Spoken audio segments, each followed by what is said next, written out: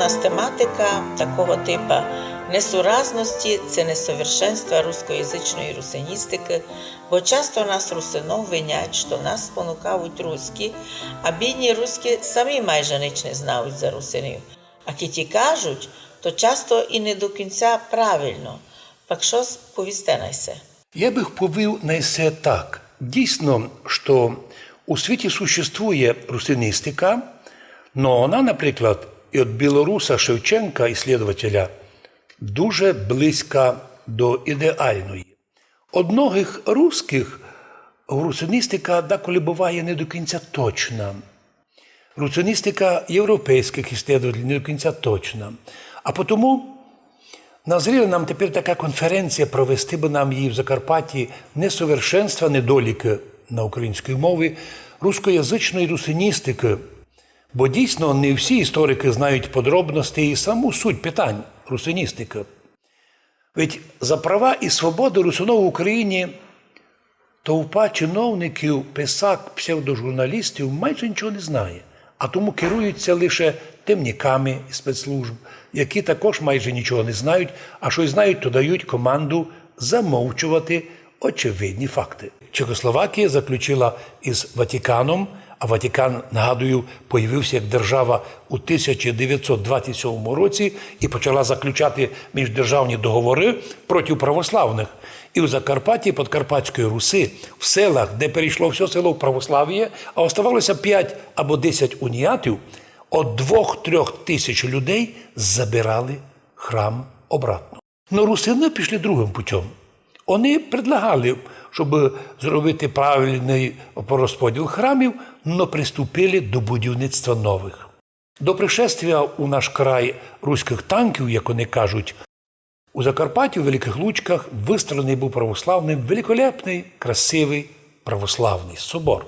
І нині в Ужгороді ми збудували кафедральний собор не за гроші держави, не за гроші багатих людей, ми їх не допустили прочі до нас, а прості рядові православні Ужгорода, да й моя родина, всі ми возвели красивий православний собор, не маючи нічого ні з державою, ні з чиновниками, ні з прочими.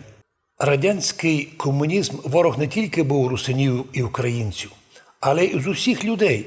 А тому напомнимо, що ідея комунізму – це ідея не руська, а австрійсько-німецька, від мільйонера Маркса і Енгельса. Тому, коли сердяться на ідею комунізму, треба починати, десь вона появила. Од неї всі пострадали.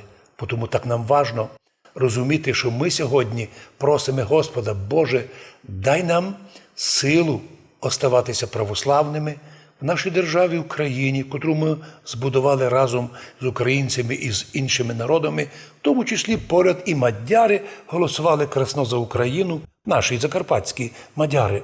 А тому і вони мають право такого ж рівного голосу в державі, як і київляни, і галичани, і харківчани. Тому так нам важливо завжди пам'ятати, ми збудували Україну не для того, щоб з неї втікнути або їй навредити. Ми за єдинство держави і щоб правда в Україні красно завжди була доступна більшості людей. Господи, благослови нашу державу, наших людей і усіх наших людей доброї волі.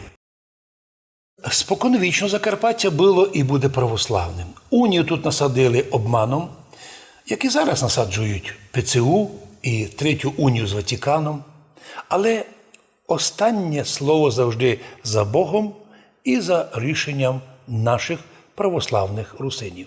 Ми православні русини, не тому ми русини, що ми із Вологди прийшли, а ми тут народилися, як русини і уніатори, католики. Тому так важливо нам, що коли видимо, як може і уніати, і так часть православних ганьбляться називатися русинами. Невже й нинішня Україна нагнала страха на людей, бо боялися сміло назвати себе іменем отця і матері? Національність чоловіка в першу чергу – це вопрос, хто твоя мама?